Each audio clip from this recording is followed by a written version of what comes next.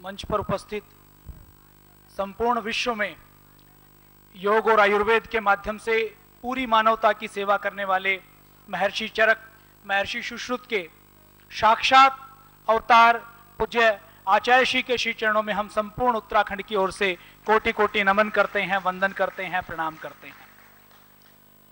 भाइयों और बहनों, जैसा पूज्य स्वामी जी महाराज और श्रद्धेय आचार्य श्री बार बार आस्था के माध्यम से हमें प्रतिदिन जगाते हैं, प्रतिदिन बताते हैं कि अब देश में भागवत मुहूर्त है, देश में परिवर्तन का मुहूर्त है और अब भारत देश में भारत माता की तकदीर वो लिखी जाएगी जो हम सब चाहेंगे। इस परिवर्तन के समय में हमें अपनी पूरी ताकत के साथ, पूरी योजना के साथ काम करना है। आज हम सबका सौभाग्य है, श्रद्धेय आचार्य जी का आशीर्वाद हमें मिल रहा है। सार्वजनिक कार्यक्रमों की अगर बात की जाए तो बहुत बार श्रद्धेय स्वामी जी महाराज संगठन के लाखों भाइयों और बहनों का आग्रह होता है कि श्रद्धेय आचार्य श्री का आशीर्वाद हमें मिले, आचार्य श्री की का भ्रमण हमारे क्षेत्र में हो, आचार्य जी का समय हमें मिल जाए।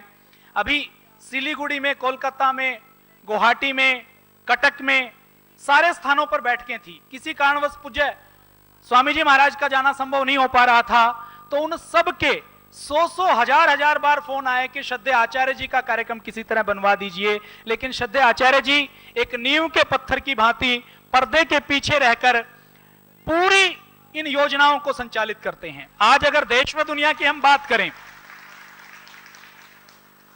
दुनिया की जितनी क्रांतियां हुई हैं, जितने क्रांतिकारी संगठन बने हैं, लोगों ने क्रांतियां की हैं, आंदोलन किए हैं, लेकिन उत्पादन करते हुए, संस्थाएं चलाते हुए, अलग अलग सेवा के प्रकल्प चलाते हुए कोई आंदोलन नहीं हुआ।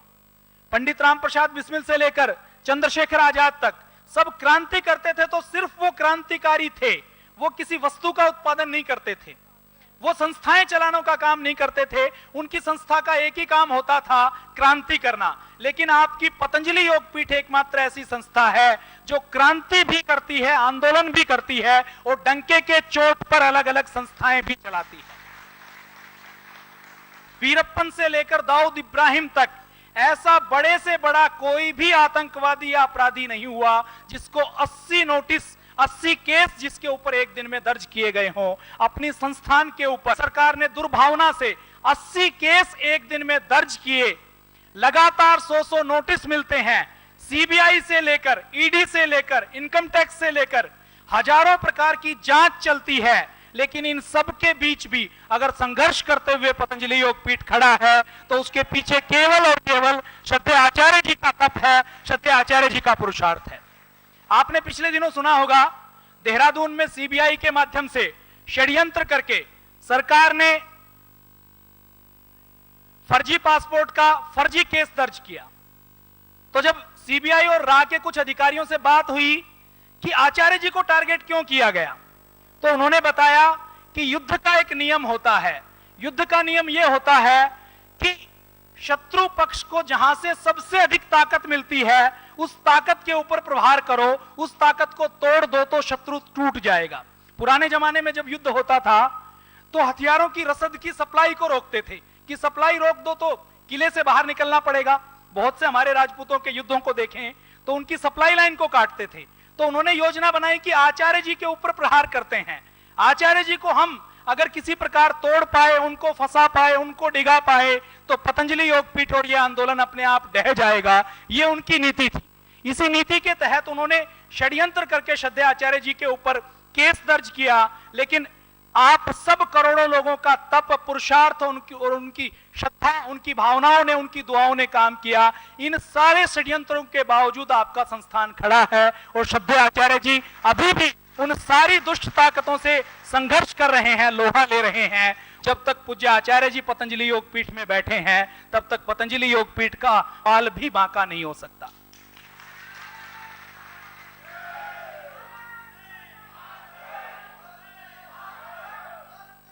सारे पापियों को सजा मिलेगी। जो संतों का अपमान करते हैं, जो देश के साथ धोखा करते हैं, उनको 100% सजा मिलेगी। बहुत से काम आप बाहरी तौर पर तो देखते हैं पतंजलि योगपीठ में जो हो रहा है, आंतरिक तौर पर बहुत से हमारे कार्यकर्ताओं को पता नहीं लग पाता। रॉयल बोटनिकल गार्डन के नाम से दुनिया की सबसे बड़ी संस्था है लंदन में, जो पेड़ पौधों के ऊपर शोध में, रिसर्च में सबसे बड़ी संस्था मानी जाती है। अभी पिछले दिनों उन्होंने पूज्य आचार्य श्री को बुलाया और जब पूज्य आचार्य श्री ने अपनी हर्बल इंसाइक्लोपीडिया की प्रेजेंटेशन उनके सामने दी, तो उस दुनिया की सबसे बड़ी संस्थान के वैज्ञानिकों ने भी अपने दांतों तले उंगली दबा ली कि भारत की एक छोटी सी संस्था इतना बड़ा काम कर रही है। महर्षि चरक, महर्षि सुश्रुत और भाव प्रकाश निघंटू से लेकर पेड़ पौधों के ऊपर अपने आयुर्वेद में बहुत से ग्रंथ लिखे गए हैं, आप सबने पढ़ा होगा। आपको जानकर हैरानी होगी कि संस्कृत के सारे ग्रंथों को अगर मिला दिया जाए तो सारे ग्रंथों में जितने पौधों का नाम है वो 800 है। और पूज्य आचार्य श्री ने अपने तप और पुरुषार्थ से महर्षि चरक और सुश्रुत के अनुगामी बनकर उनके पथ पर चलकर 12,000 पौधों का नामकरण किया है। यह अपने आप में एक बहुत बड़ा काम है। गोमूत्र के ऊपर गाय बचाने की बात बहुत करते हैं, गौशाला खूब खोलते हैं।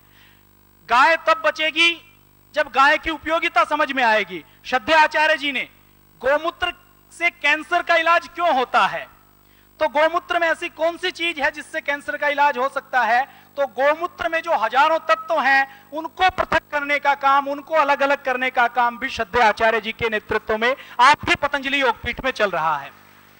गाय के मूत्र से सोना और चांदी अलग करने का काम, गाय के मूत्र से ऐसे तत्व अलग करने का काम जो या तो गोमूत्र में पाए जाते हैं या मंगल ग्रह पर पाए जाते हैं, ऐसे ऐसे तत्व अलग करने का काम आपकी संस्थान ने किया है।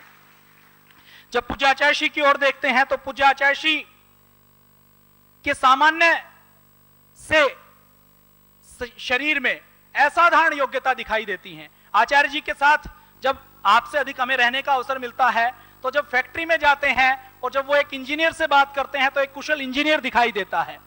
जब पतंजलि विश्वविद्यालय चलाते हैं, योग के पाठ्यक्रम को तैयार करते हैं, तो एक कुशल शिक्षाविद दिखाई देता है।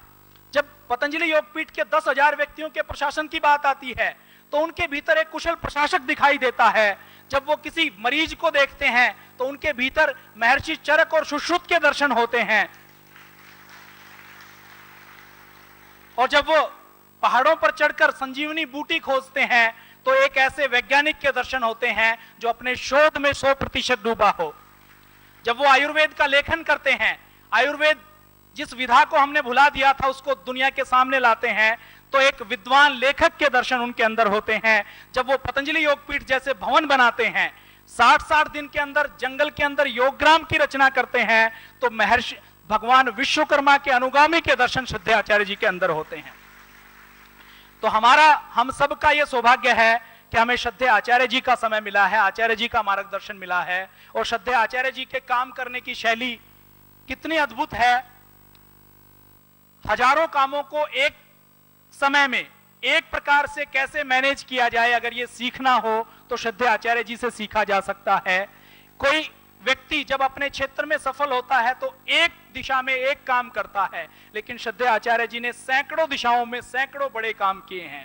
नोबेल प्राइज जिनको मिलता है, नोबेल पुरस्कार उन व्यक्तियों को मिलता है जो किसी एक टीके की, एक बीमारी की खोज करते हैं। आज अगर नोबेल प्राइज की बात की जाए, श्रद्धेय आचार्य जी और पूज्य स्वामी जी महाराज ने मानवता की योग व आयुर्वेद के माध्यम से जितनी सेवा की है, अगर उसका निष्पक्ष मूल्यांकन किया जाए तो 100 नोबेल प्राइज भी श्रद्धेय आचार्य जी और पूज्य स्वामी जी महाराज के सामने कम।